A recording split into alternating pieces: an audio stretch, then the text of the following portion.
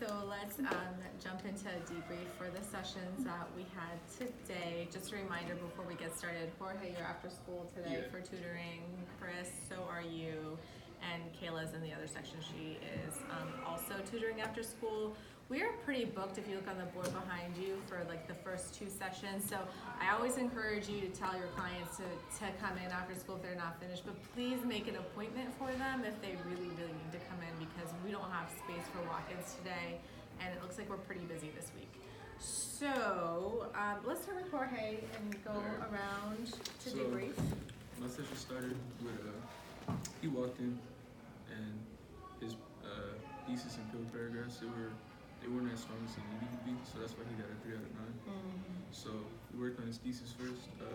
We found a thesis, or we had to work on the whole thesis. We mostly spent time on the large application because it was kind of hard to explain. I guess how to make it more general. After we finished that, we would work on the field paragraphs. We got finished the point, and we were about to find a piece of evidence, but then I got called in. So yeah. So it's interesting to me because a lot of people are saying that clients are struggling with the larger implication. Yeah. So when we first came up with that, it's supposed to be, you have to tell them that's the easiest part of the thesis, because it's just about how it's connected to society and people in general, right? So every author has a reason for writing, and the large implication is just about explaining why the author could have written what it is that they wrote to communicate what kind of message. So that should be the easiest. The hardest part of the thesis should be the effect, right? Not even the observation, which is your literary device, but the effect, which is understanding why that particular literary device works and is used in the passage or in the text, and for what reason. So get them to understand the large implication should be easy. We shouldn't be spending a ton of time on the larger implication. That should just kind of be a natural part of understanding the text. So good job. So Tariq? Today I tutored Jaden. He came in and he had a lot of stuff done, and it was pretty good. So what we really worked on was just his large implication. He just was talking about the author and stuff like in the club implication. So I just told him to take that out. Pill paragraph was good. Only thing he was missing was his analysis. We did that, and I just had him write it over again so it can look more neat. So the only thing about his large implication is that he included the author's name. Yeah, that's an easy fix. Just take it right out. So that's good. Okay, that's very straightforward. Kyla. Today I worked with Miles. He already had a 7. He just couldn't get the grade unless he had writing center time. So everything was literally good about his field paragraph and thesis statement, except for his teacher wanted him to fix the larger implication. Something was off about it. So yeah. What was? The way he was explaining it was it wasn't really a larger implication. It was more so an effect, just drawn out. So then he was overly explaining the effect. So then we talked about how he could connect it to the real world, and then finally he tried to he understood what I was saying. So yeah, and then he just started rewriting everything. Is that the reason why he didn't get a 9? Yeah. The large implication? Okay, that's so interesting to me. I'm still so curious as to why that's the hard part. What's your impression of why that's the hard part for people? Is it? I think it's just, beginning is kind of mixing up the effect and the larger implication. But the effect is rooted in the text. It's about the book. That's the easiest part. Right. So that's curious to me, because a lot of times people think they have an effect and they don't really have an effect. So I guess for both you just need a deep understanding of the text. Yeah, so very straightforward. Your observation is whatever literary device that you have selected. So that's easy breezy, okay? And the effect is the end result of that literary device, or the effect that it has on the passage, on the character, whomever. So it's text-based. A lot of people start an effect, but they don't really follow it through. They don't get to the finish line of the effect. So if you're dealing with a 30-line passage, it's what happens at the end of the passage as a result of the use of that device. If you're dealing with a novel, it's what happens at the end of the novel as a result of the use of that device. Does that make sense? Yeah. Okay, so, that's really something that is more challenging to think about the larger implication, which is, you know, what's kind of the moral of the story, or what is the lesson behind the story? What are we supposed to learn about people, humanity, society? And then still struggling to understand why that's the challenging piece. Like, that should be, you know, for non-paying passenger, the story that we wrote the baseline on, what's a large implication for that? Why would the author have written that story about the supernatural, having the protagonist see his dead wife on the train? Like, what's the larger implication for that? Ghosts live amongst us. Sure. I mean, you can make that argument. You can theorize about that. Or maybe not everything is as we see it to be, you know, as we see it. I don't know. It's so interesting to me because for me, when I'm reading a text, I'm already always thinking about, like, well, what's the kind of, what am I supposed to get out of this? What's the lesson here? What's the moral here? What life lesson am I supposed to learn?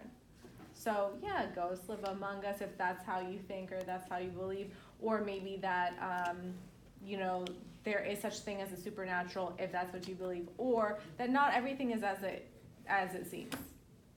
Maybe not everything is as it seems. Maybe not everything is so cut and dry. Maybe not everything is as obvious as we think it is. So those are all things that kind of are larger implication points. Okay, larger implication. I want it to be the easiest thing in the thesis statement, not the hardest. Okay, Chris. My client was London. Mm-hmm. And she came in for the resubmit thing, and hers was pretty good. Like, she had everything, but she was missing, like, she finished the whole thing, but she was missing the larger implication, and she needed more things about Bakshish's character. And so we actually finished working on the LI. That was pretty quick. We got that done pretty fast.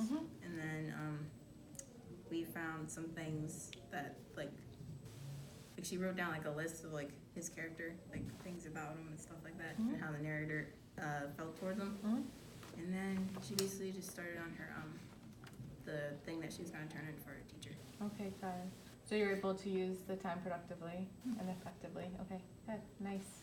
Aaliyah, tell me about your session.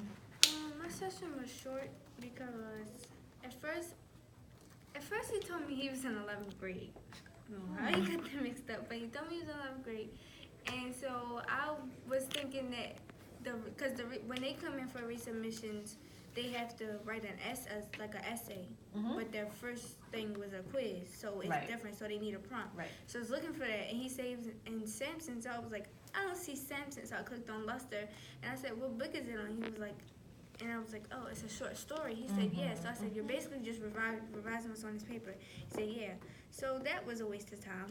But and the Wi-Fi was messing up, so I had to get another computer. Yeah. So once we did get down to it, he read his whole thing, and it was kind of like lazily written. What does that mean? Meaning, like, it was, most of it was just like a summary, like, yeah. And he got a 3 out of 9. So some of it was okay, but, like, I know, like, for example, in his observation, it said the author uses characterization in order to characterize Bakshis.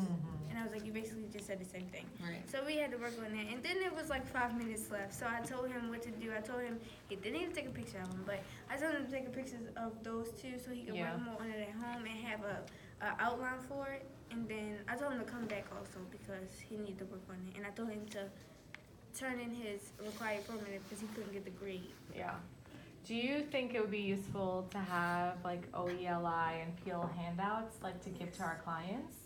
So take those two things, turn it into a handout, and just give you all a couple to be able to pass out. Okay, we could do that. I mean, they know it. They have been taught it. But sometimes when you can look at something visual that just breaks it down like that, and it just might be easier. And it's easy enough to take that and just to photocopy it. So I'll make us a stack of handouts that we can give to our clients. Okay, good job, Aaliyah. Especially the Wi-Fi, I did ask about, I know it's been the struggle with the Wi-Fi, so I asked about a Wi-Fi reset, and they said that it's, rather than resetting it, we're gonna overhaul the whole system like in the next week or so. So hopefully it'll say everybody knows on this floor it's a problem because everybody's on the Wi-Fi. So it's the system's overloaded. So we're working on it. We know it's a problem. And we're working on it. Okay. Okay, Ariel. Okay, so when he came in, like, his thesis statement wasn't that strong, but he got the point for it, so we didn't focus on that as much. Instead, we went into his PO paragraph because he didn't explain his evidence at all.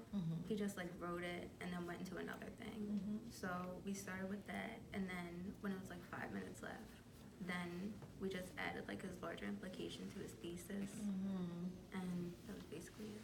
So when you say that he didn't explain it enough, does that mean like there wasn't any kind of deconstruction and analysis? It was summary? Not that. even? It was just like evidence. Like he introduced it a little bit, and then evidence, then introducing the next piece of evidence. Oh wow, okay, so back-to-back quotes without a lot of work, okay, good. Okay, so I'm hearing that larger implication continues to be an issue, so that's just something that I want you all to at least be comfortable about so that you can like address it with your clients. Does anybody need any more explanation about the larger implication, or does it make sense to everybody? Yes? Yes. Good, okay. Just a reminder that your summative essay, your last essay for the quarter is due on Friday for the revision. Everyone has my feedback, comments, and notes, and I definitely want you to show me revisions as they're in progress so that I can give you more feedback.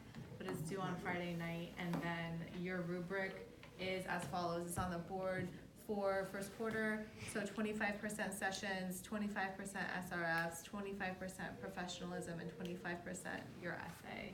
So the folder for the essay is there, it's open. You do have tentative grades on your drafts, but I do expect a revision to be submitted for you to get a revised grade for the quarter. Okay, any questions?